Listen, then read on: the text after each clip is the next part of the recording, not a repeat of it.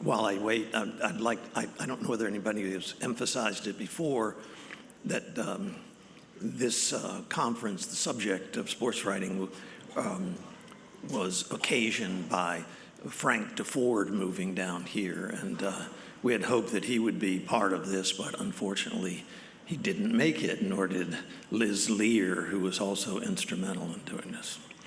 I'm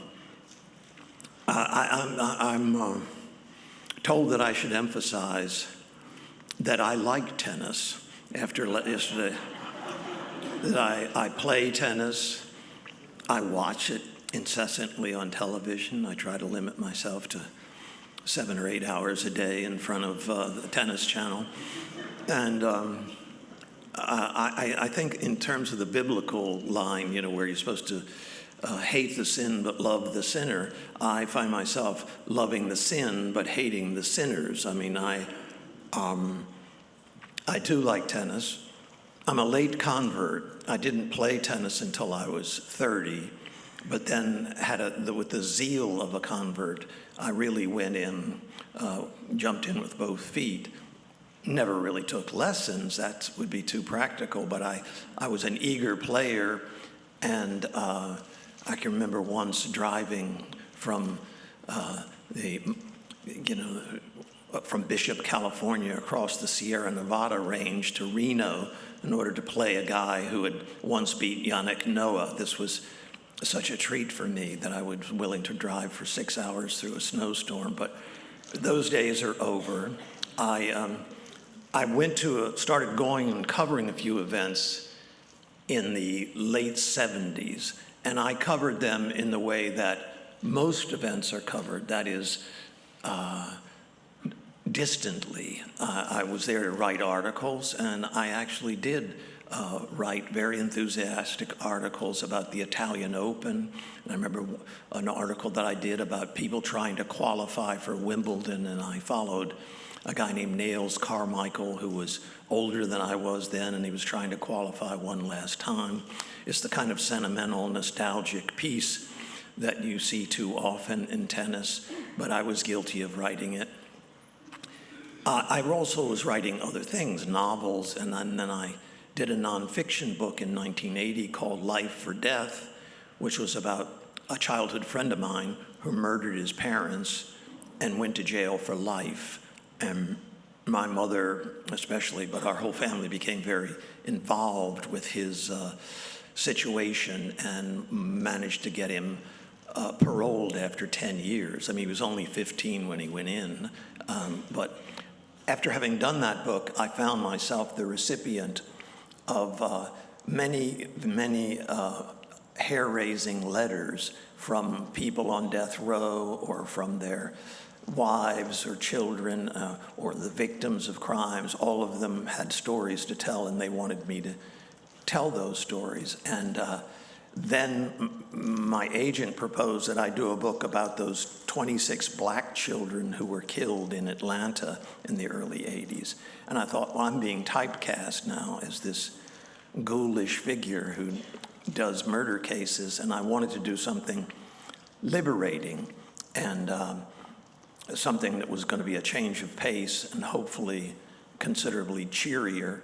And I proposed doing a book about professional tennis where I would follow the tour for a season and then write up my observations. I thought of it as a sort of Walter Mitty, fantasy of doing this. I loved to travel and I loved tennis, and I thought I would combine them both and it would be synergistically wonderful. This was an incredible misconception on my part. I don't know whether it was because I, had done some investigative journalism. Maybe my eyes were open in ways that other people's wouldn't be. But from the very first tournament I went to, I realized that tennis was not at all as I had perceived it. It wasn't at all like anything that I had read about tennis or had written about tennis before. I went to a small tournament in Genoa, Italy. I say small, I mean, there were big people there, Gerolaitis and Lendl, for example. It was a tournament that had a considerable amount of prize money involved. The winner was to get $100,000, which in those days was a considerable sum of money. I was the only English language journalist there. The rest of them were Italians. The journalists had total access to everything. We ate in the same restaurant with the players. The umpires ate with us in that restaurant. We all took the same courtesy cars together. The tournament administrators were part of the whole program. We had drinks together afterward.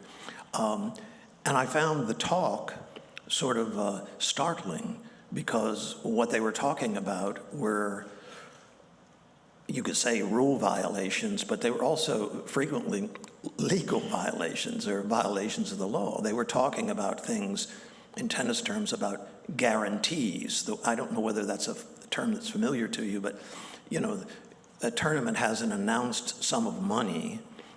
Let's say it's a tournament that has $1 million in prize money. But normally, the tournament will also have nearly $1 million in appearance fees that it pays the top players to come there. So if you're like Ivan Lendl was going to that tournament in Genoa, if he won the tournament, he got $100,000, but he also got $100,000 just to show up.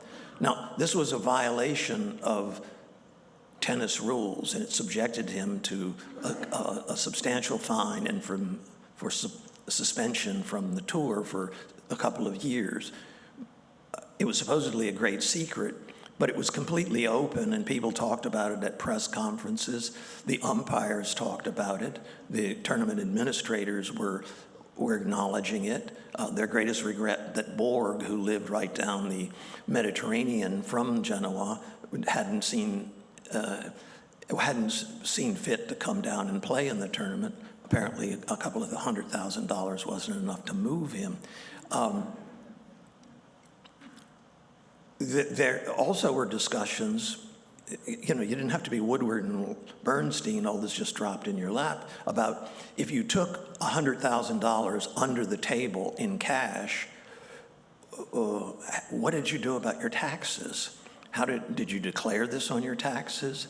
Now, some people didn't much care about this, but Americans were especially concerned about the fact that this could be very ticklish for them, since the IRS was quite strident about wanting to get its share. But they took various stratagems to hide this money, including parking it offshore in bank accounts. There was a woman whose role in each tournament I went to, her name was Heather McLaughlin, Canadian woman. She was only a girl then, but her job was to take people's appearance money, which was, as I say, doled out in cash. She would put it in her purse, and she would then fly to Paris and deposit it in an account under her name, which the players then withdrew as they cared to. When I interviewed her about this, I said, you're aware that, I mean, you're breaking international laws, you're making yourself vulnerable to this, that, and the other thing, and she was completely nonplussed by that. I mentioned Heather because later on, she married George Mitchell, the guy who's the senator from Maine who became, at any rate, but she first, though, was the girlfriend of Jan Tiriac, if you remember that great mustachioed guy that you see always in the stands now. John McPhee described him as looking like somebody who had been places that other men could only dream about or have nightmares about. But she went straight from Jan Tiriac to George Mitchell, which, you know, gave evidence of that remark that the penthouse and the outhouse are very, very closely connected. During the course of the tournament, people also talked about other things such as tanking. I remember sitting with a number of players who were playing doubles and didn't really feel like playing doubles. They had better things to do that week. For example, fly off to see their girlfriend or play an exhibition match. So they arranged among themselves how they would lose the match. This became especially difficult when all four of them wanted to lose the match. And it required some delicate negotiations. I named the players who were involved when I later wrote about this. There was also discussion the night before the final. I sat in the lobby of the hotel having drinks with Buster Mottram, who was then the #1 British player, Rod Frawley, who had been a semifinalist at Wimbledon that very year and lost to McEnroe, a guy named Ross Case. And they were quite convivial and quite tipsy. We were all drinking, and they began to speculate whether Ivan Lendl and Gerolaitis were splitting in the finals. And I thought they meant, are they leaving town afterward, or is somebody going to leave it? No, they were speculating about whether they would split the prize money, because the winner got 100 and the loser got 32,000, and they said nobody wants to take the risk of losing, $67,000 on a net cord or a bad bounce or a bad call. And so they said it was not an unusual practice for players to agree before a final to split the prize money. This didn't seem in any way strange or wrong to them. It didn't seem to be a violation of anything, but I ask you to think if you learned this year that the Senators and the Astros had agreed before the World Series that they would simply split the prize money. The winners would get the same as the losers. That would cause an enormous stink. And it would also cause legal action on the part of the television authorities who are supposed to be showing an honest event. To my astonishment, they agreed that there probably wouldn't be a split in this case. First of all, Lendl was too good and he was too cheap. He would never split prize money with anybody. But there was another factor, and that is that Vitas Gerolaitis had a contract to play a tournament on the very week where the winners of these tournaments, these WCT tournaments, had to play in a kind of final at the year-end event. And he had a conflict of scheduling, so he couldn't win the final event. I hope I'm making that clear. He went into the final knowing that he wasn't going to win it. He played 2 other finals like that during the course of the winter, so that everybody knew, if they were of a betting mind, that Gerolaitis wasn't going to win these matches. There was also another thing that happened that I found interesting, and that is that there was an umpire there named Jason Smith. He was one of the few African-American, we just called them black people then, but African-Americans who was an umpire. And at this tournament, it was sponsored by Fila, the clothing company that was Vilas and a number of the other players, Boer wore Fila. And all of the umpires and the on-court officials were supposed to wear Fila outfits. And Jason Smith, I think quite reasonably said, I don't think that that's appropriate for an official to be wearing or endorsing a brand of clothing, and I won't do it. And they said, great, you're fired. And if you look today, when you see Wimbledon or you see the French Open or whatever, you see Lacoste is suiting up all of the people, and the umpire has a Lacoste brand on himself.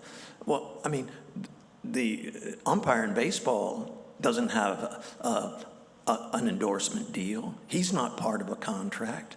He doesn't have a situation where he's in conflict of interest. That is to say, maybe a player's on court who's wearing Fila and the other was wearing something else, Adidas. Is he going to favor the guy who's wearing Fila?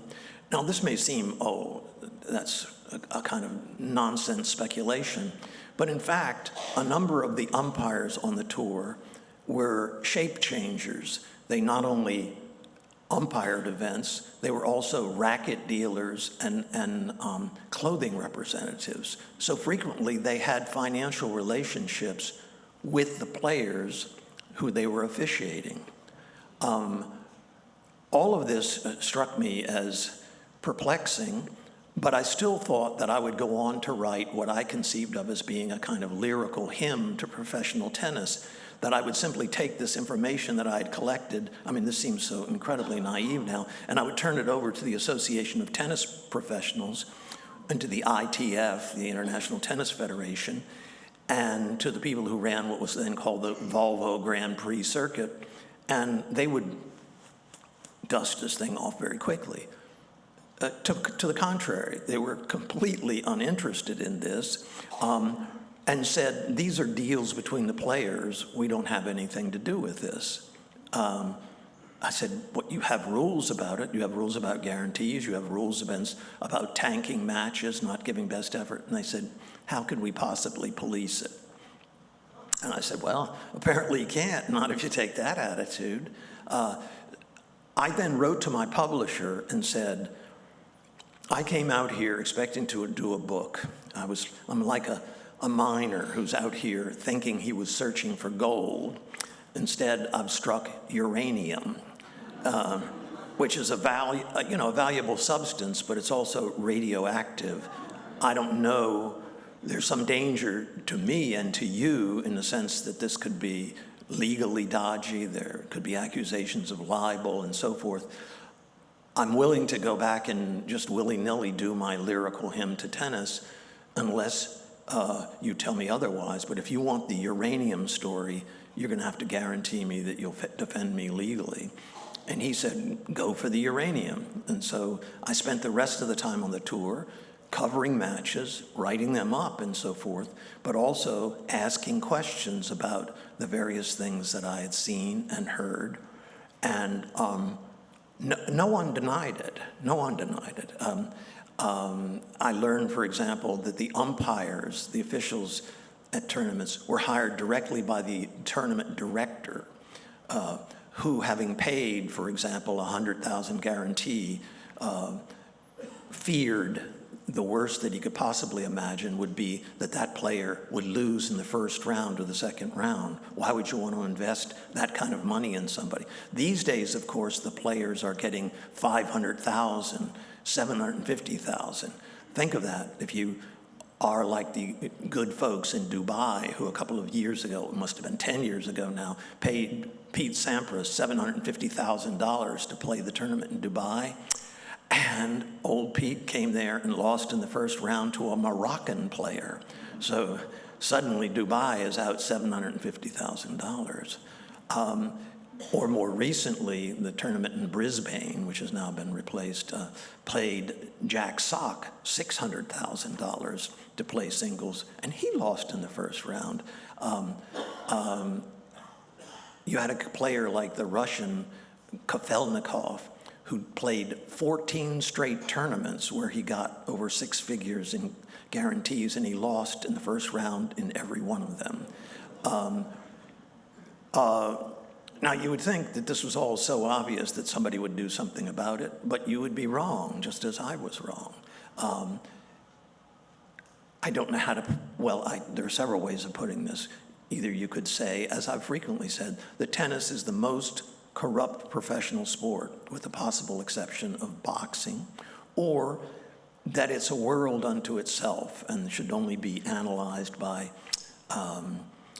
either literary critics like Derrida or Chaucer or some of these people, Lacan, that you'd have to find out, you'd have to unpack this sport and find out why it is as it is.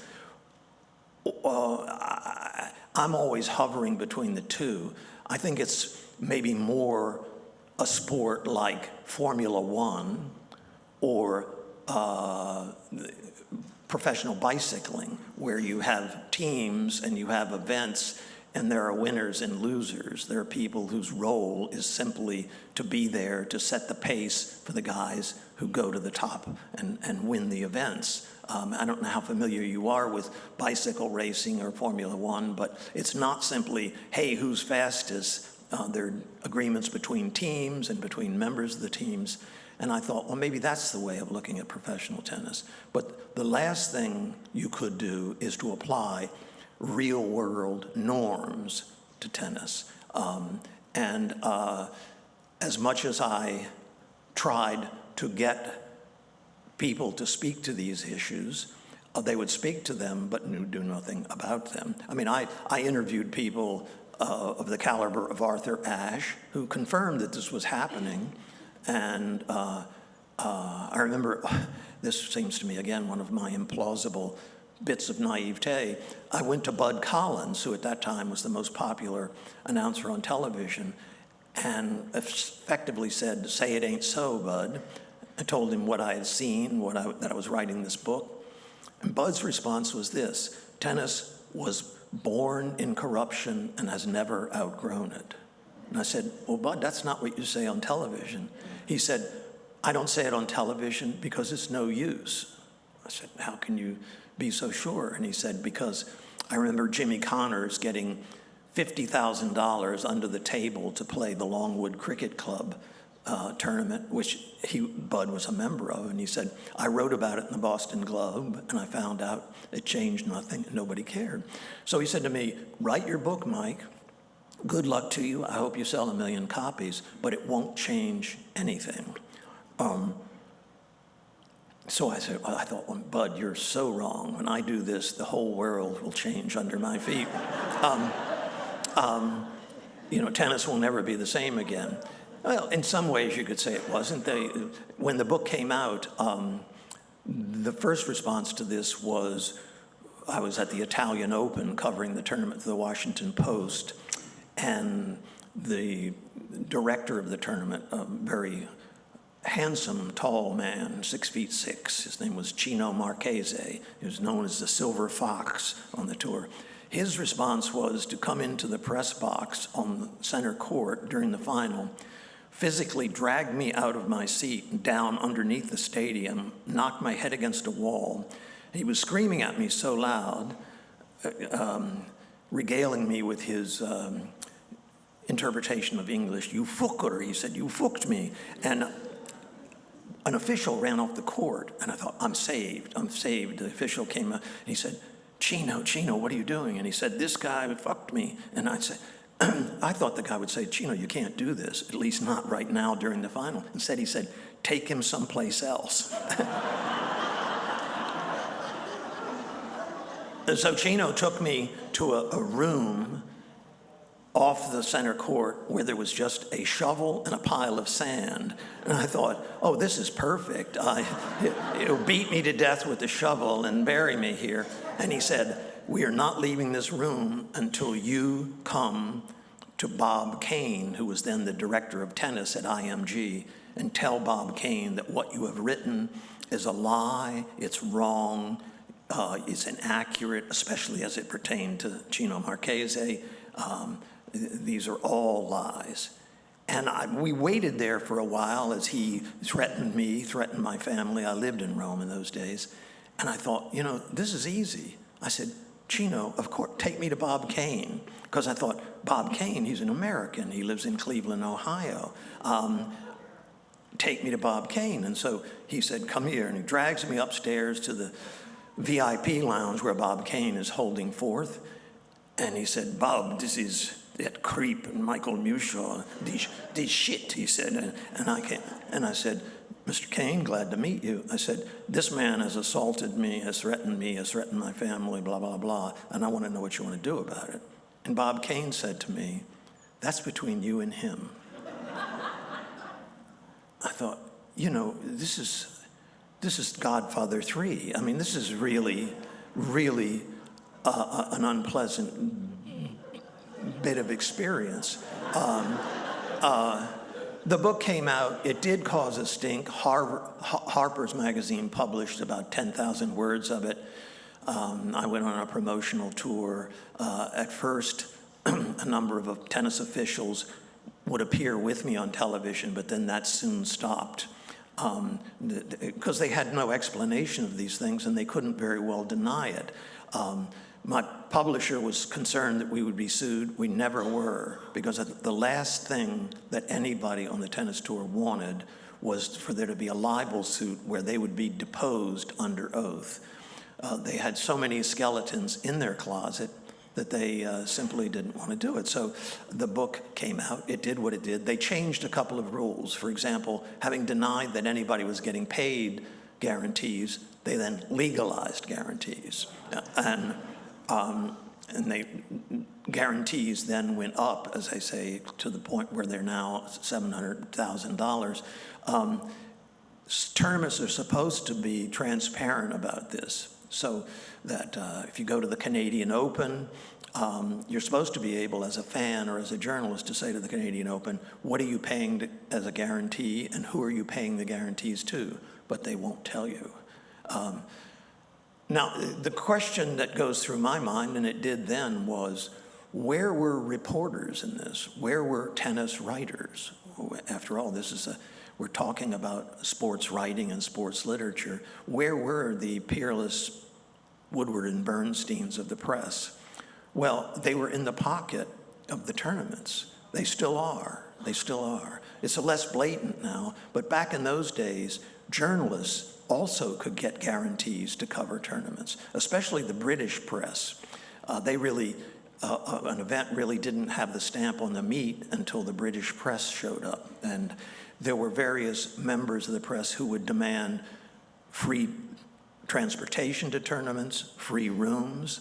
I remember when I covered a tournament in Germany where all of the players were getting discounts on Mercedes and Porsches. I said, gee, what about the press? And this guy said, you want a discount?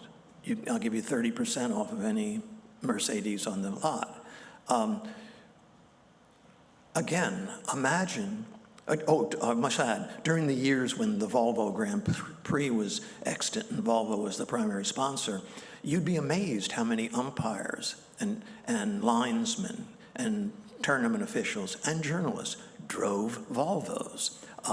Now imagine if an umpire in baseball had a relationship with a sponsor where he was getting a 30% discount on a car, or free travel from a baseball team or a football team.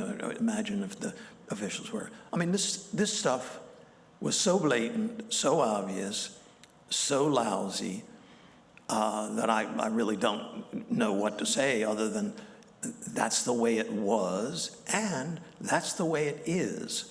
The one difference is this: players used to tank in the old days, that is, lose on purpose in order to fly to another event or see a girlfriend, as I said. Now betting, especially online betting, has come in, and there have been dozens of cases in recent years of players who were caught cooperating with organized crime, with the Russian mafia, the Armenian mafia. I don't even know the Armenians had a mafia, but they were agreeing sometimes to lose a match to a much lower ranked player, or sometimes just to lose a crucial game. There's point-by-point betting now on the internet, where you can bet who will win the next point, or who will win the first set, or will there be a tiebreaker and who will win it.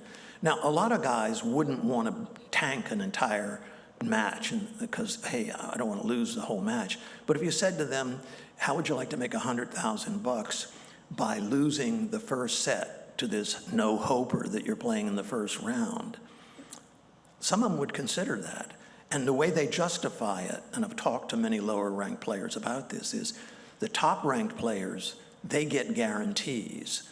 I'm supposed to play just for the prize money. But if I'm at a tournament where the first round winner gets $5,000 and somebody offers me $50,000 to fiddle the match a bit, why not? I say fiddle the match, which is also a commonplace thing, and this was a theme in my first book, Short Circuit. An umpire who was in the dressing room heard John McEnroe and Bjorn Borg agreeing to fiddle a match in Milan. They agreed that whoever won the first set would lose the second set, and they would play an honest third set. They were doing this to make the match more exciting, but also to fill a TV time slot. TV is very important here, you have to understand. You don't want to lose TV viewers, and if you've paid for the TV rights and you have 3 hours to fill, you don't want there to be a quick match or a default. I thought, well, I can never use this story. I simply can't. I'd never be able to get enough evidence that this happened. But nevertheless, I assiduously went around trying to get McEnroe and Borg to speak on the record. They refused to talk about these matters. They refused to say anything. So I went to their agents and asked the agents to intervene. And the IMG agency, which represented Borg, says, I think you just have to publish what you want to publish. And I said, you're saying that you have no comment about this accusation. They said, no comment. And I said, you understand that by coming to you and allowing you to comment, that later on, if you take umbrage at what I say about this, you're really on very unfirm grounds, because I've given you every opportunity to respond. And they said, we're not going to respond. So I then went to John McEnroe's father, who was his agent in those days, who was a lawyer, by the way. I remember meeting him in his office. I guess he was at Weil, Gottschiels, and Menges, and it was an extraordinary experience. He was sitting at his desk with his feet up on the desk. He was clipping his nails as he spoke to me. And I thought, man, the apple doesn't fall far from the tree. And then I asked him a particularly interesting question, challenging, and he was wearing sans-a-belt pants, those pants that don't have a belt, they have a built-in, elastic band. And so while he contemplated the answer to my question, he stuck his hand down inside of his sans-a-belt pants and rearranged himself. And I said, well, did John fiddle this match? He said, I doubt it. He said, on the other hand, if he was doing it from an entertainment value viewpoint, doesn't that make a certain amount of sense? I said, not to me, Mr. McEnroe. And he said, well, think about it. He said, I hate to analogize to show business, but this is show business. And he said, and John is like Frank Sinatra. When Frank Sinatra comes to town, everybody's happy and everybody eats. And he said, so the tour is sustained by people like John McEnroe. And he said, of course, it's great to have the occasional upset, but by and large, you want people like John and Bjorn to get to the finals. I said, thank you very much. I printed it up, including the sans-a-belt scene, and the book came out, and he neither denied that he had said that, nor that he had reached into his sans-a-belts, but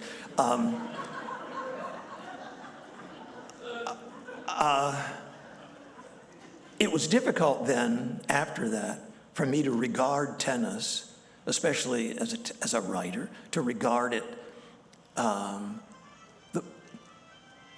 it's my mother.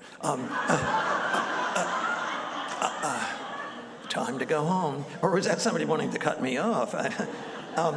It was hard to look at matches after that in the same way, and it was hard to read the coverage of professional tennis in the same way, especially knowing what the journalists were getting, and also especially knowing what their limitations were in terms of what interested them to cover. Many of them actually, honestly admitted, there's nothing in it for me to cover this particular story.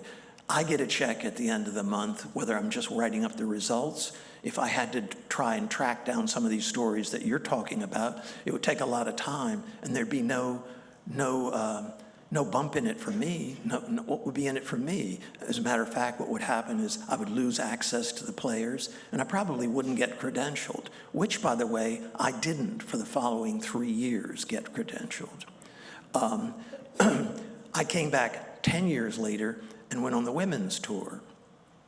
But since tennis, as I mentioned yesterday, is the amnesia sport, everybody had forgotten who I was, if they ever were aware of it. And so I traveled willy-nilly around the women's tour and found it to be a different world altogether than the men's tour. Not that they were honest, I don't want to make that claim, but whereas the men were mostly talking about power and deals and this kind of thing, the relationships were what mattered on the women's tour.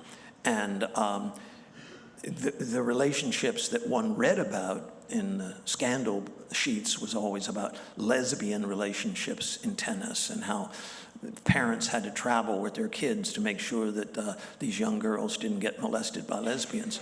And I had been tipped off to the fact by a friend of mine who worked for the WTA as a graduate student and went around on the tour and would lay the courts before the indoor courts about something that was happening on the tour, the women's tour. Later on, he went ahead and became a Lutheran pastor and a psychologist majoring in counseling and so forth. He said, you're going to find that most of the relationships on the tour are between very young girls, frequently underage girls, and Biff, the tennis coach, who's 40 and married and has a family at home. I'm damned if that wasn't the case. There was a famous coach named Dennis Vandermeer, who was a much older guy then, and I asked him about this, and he was quite open about it. He said that 90% of the player-coach relationships in women's tennis, 90% was his estimate, were sexual in nature. And now, he said whether that was sex abuse or it's illegal, that would depend on, whether it was consensual, whether the girl was underage, blah, blah, blah. And then he said, and then you get into the whole issue. This is back in the pre-Harvey Weinstein era, get back to the issue of whether a girl who was traveling for 40 weeks a year with a much older man who was in power over her could really give informed consent. Then you had the situation in those days, which was just after the fall of the wall in Berlin, where there were still players from communist countries that were dependent on their national federations for permission to travel. And the quid pro quo in those days was sleeping with the tennis coach, sleeping with the guy who was with you. I can't even tell you how many Czech players, Russian players, and so forth. And I remember confronting a Czech coach and saying that Hana Mandlíková, if you remember her, she was a Grand Slam winner. I said, she says that this is what was happening in those days. She went on the tour at 16 to get permission to travel, to get out of the country. You had to sleep with the coach.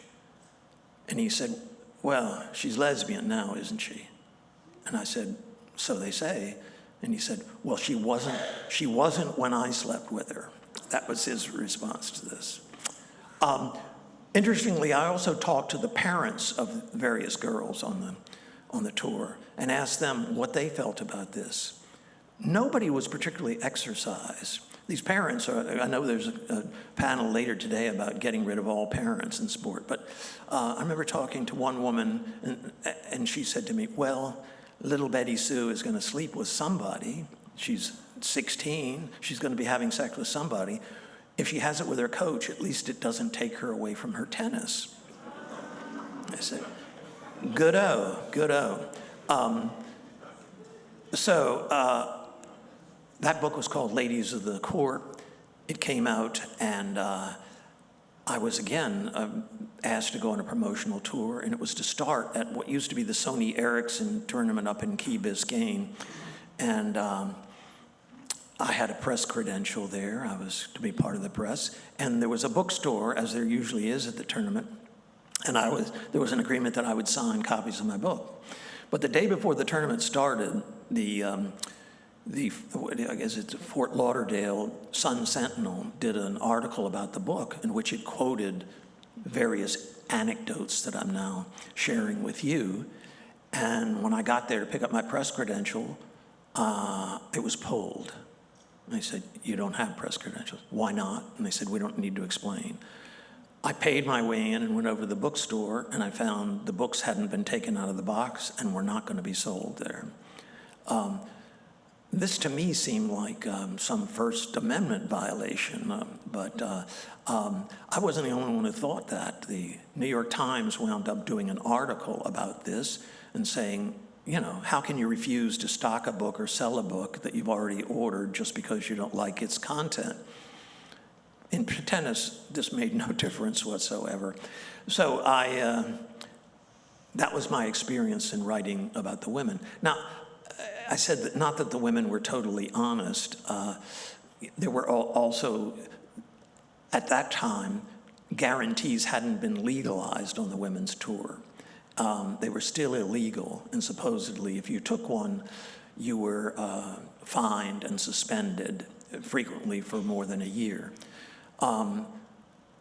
Maybe some of you will remember Steffi Graf, the lovely German Fräulein, and she was publicly accused in Germany by Jan Tiriak, the guy with the wicked mustache, of taking a guarantee of $350,000 to play at a tournament that belonged to him. At the last moment, she claimed to be sick and that she couldn't come. On the other hand, she refused to give back the guarantee, which seemed a little grubby to me, but she wouldn't do it. So Jan just went down to the local police station and filed charges and said that she should be arrested. Well, the German authorities didn't want to arrest her, but they began looking into her financial affairs and found out that not only had she been taking these guarantees, which violated tennis rules, she hadn't been declaring them on her taxes. In the past 4 years, she had taken $11 million in guarantees that she hadn't declared. But then, furthermore, they found out that she hadn't declared her taxes on any of her income for the previous 4 years. I mean, think about that. She had made $33 million, and she said, I didn't know I had to declare it. And she didn't. All of the people involved in the case, starting with members of her family, because court documents indicated that every member of her family, including her ne'er-do-well brother, were under contract to her. She had agreements with all her family members that they got a cut of her money, and her father got the biggest cut. And her contract with her father stipulated that every financial decision had to be run past her before it was made. But she then denied that anything had been run past her, and that if anybody was guilty of anything, it was her father. And so her father cheerfully went to jail for 2 years. She paid a fine of $10 million and was free to go on with her career. So I have a sort of a sour feeling about Steffi Graf. I know she's a lovely person, but I then flew to Germany during the court case and got access through a friend of mine at Der Spiegel magazine to all the documents pertaining to that case, all the depositions of her agent, her father, the members of her family, and discovered many, many wonderfully interesting things about her banking process, her banking decisions and her offshore accounts in Bonaire in the Caribbean and so forth. And also that she had been taking guarantees every place, not just in Germany, but in the United States, where she hadn't declared them on her American taxes, in Canada, where she hadn't declared. I remember in Japan, she took a guarantee which was more than the entire prize money available to all 32 players at the Pacific Pan Open. I took this information, I Xeroxed it and took it back to the States with me and thought, surely I can at least get an article out of this. Wrong again.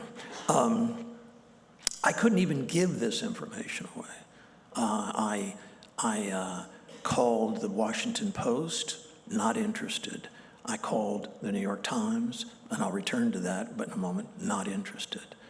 Sports Illustrated, which I had written for before, and a guy named William Knack was going to do a story about Steffi, and he flew to London to meet with me, and I showed him the documents. I gave him copies of all this, and he flew off to Germany and wrote her an article that was nothing but a love letter that didn't mention any of this. And when I asked the people at SI why this was, he said, Bill just fell in love with her. He just fell in love with her. Well, good for Bill. In the case of the New York Times, I have worlds of time left. In the case of the New York Times, the tennis editor back in Short Circuit days was a guy named Neil Amdur. He was a good writer. He was the kind of writer that we were talking about yesterday. I mean, a very stylish writer, had worlds of access, would unspool these precious pieces of coverage. And I was on the Howard Cosell show, and Howard was saying, well, you've been telling us about journalists that are bent and crooked and blah, blah, blah. I don't want to know what they're doing at the San Francisco Examiner or the Sacramento Bee. I want to know, what's the New York Times doing? And I said, well, it pains me to say this, but I find it unseemly that Neil Amdur has business relationships with the players that he's covering. For example, he has now a contract with Chris Everett to do her ghosted memoir. He got $200,000 to do it. When he writes about Chris Everett, do you think he would write anything negative about her? Do you think that he would write anything that would bring her into disrepute? Do you think if he suddenly was given evidence of some crime that he... I said, I don't think so. Well, Neil Amder took umbrage at this, really serious umbrage. And it wasn't short term, it was long term. Every time he got an opportunity to write anything, well, first of all, he was then fired by the New York Times. They pretended that they didn't know that he had this contract, but he was let go by them, at least for a time. He came back 4 years later as the editor of all sports at the New York Times. So that when I went to them and offered them this information about Steffi Graf, he said, over my dead body. He then, in due time, retired from his job at the New York Times. I'm sure he got a gold watch and everything else. And he was called out of retirement when a great friend of mine, Gene Scott, died. Gene Scott was the editor of Tennis Week magazine. I had been on the masthead of the magazine for 20 years.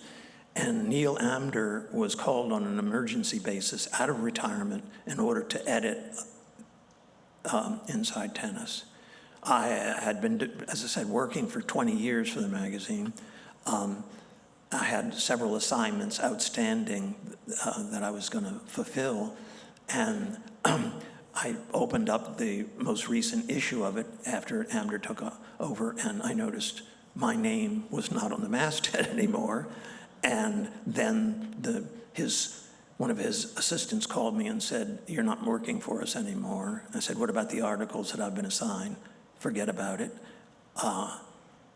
So I called Neil Amder and I said, "What's up?" And he said, "I'm the editor and I can do whatever I want." I said, well, this was 30 years after the original thing. So what I'm trying to point out is not my unhappy experience with this, but just the way in which, if you are a journalist and if you choose to write about these things, you are not terribly welcome in that world. At this point, of course, I'm so old and rickety that I'm just like part of the furniture when I go to Wimbledon or the French Open.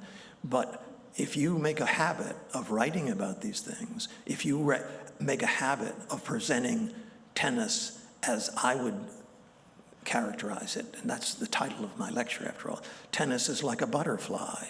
Seen from one angle, it's nothing but beautiful flight, beautiful colors, graceful movement. You turn it over and there's just a squirmy little bug under there. And what I would urge all of you is to begin occasionally, just once in a while, thinking that what you're seeing on television contains under the beautiful surface a whole series of very, very unpleasant insects. So if you have any questions for me, do we have any time?